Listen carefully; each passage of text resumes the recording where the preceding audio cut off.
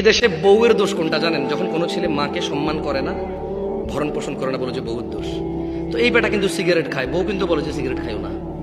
এই বেটা পরক্রিয়া করে, বউ কিন্তু ঝগড়া করে পরক্রিয়া করে না। তো এই বেটা যদি এতই বউর কথা শুনে, তো খালি মাকে কেন অসম্মান করে? সিগারেট খাওয়া ছেড়ে দিত, পরক্রিয়া বন্ধ করে দিত। খালি শুধু শুধু ওই বাচ্চা মেয়েগুলা 17 বছর, 18 বছর, 16 বছর, 14 বছর বয়স, এই ইউনিয়ন কাউন্সিল থেকে যাইয়া বয়স বাড়াইয়া বিয়ে দিয়ে দিচ্ছে। এই 15-16 বছরের বাচ্চাগুলোকে বদনাম করে। অনেক হুজুর এখানে বসে বসে বদনাম করে। আরে 16 বছরের বাচ্চা মেয়ে কি জানে? বিয়ে হয়েছে মাত্র 2 বছর, ও কি জানে শাশুড়িকে কিভাবে অসম্মান করবে, স্বামীকে কিভাবে বশ করবে?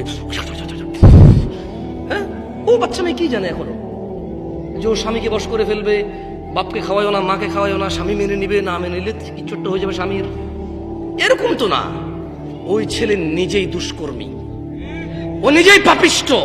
ও বিয়ের আগে মাকে বলতো তোমার কথা শুনতে পারবো না, বিয়ের আগে বলতো টাকা না দিলে ঘর জ্বালাই দিব, বিয়ের আগে বলতো হুন্ডা না কিনে দিলে বাপকে বলতো আমি